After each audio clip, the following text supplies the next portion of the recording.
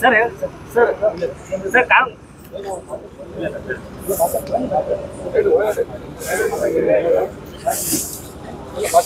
ಈಗ ನಾವು falls case 37 section falls case ಆಗಿರಲ್ಲ ಆ ಫಾಲ್ಸ್ ಕೇಸ್ನಾಗ ಅರೆಸ್ಟ್ ಮಾಡ್ತಿದ್ರು ನಾವೇ ಸರೆಂಡರ್ ಆಗಿದ್ವಿ.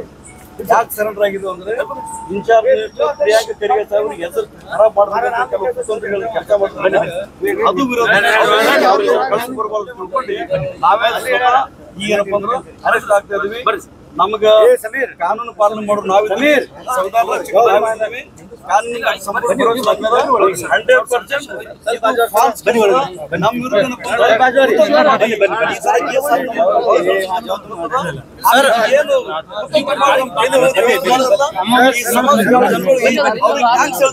ನೀವು ಮನಸ್ಸಿಗೆ ಸಮಾಧಾನ ಆಗಿರ್ಬೋದು, ಆಗಿರ್ಬೋದು, ನೀವೇನು ಕುತಂತ್ರಕ್ಕೆ ಮಗಳಾಗ್ಲಿ ನೀವೇನಪ್ಪ ಈ ತರದ ಏನು ದಲಿತ ಸಮುದಾಯ ಅಂತ ಹೋರಾಟ ಮಾಡೋ ಜನಗಳಿಗೆ ಇದೇ ತರ ನೀವು ಅನ್ಯಾಯ ಬೇರೆ ಹಾಕಿ ಕೆಲಸ ಮಾಡ್ರಿ.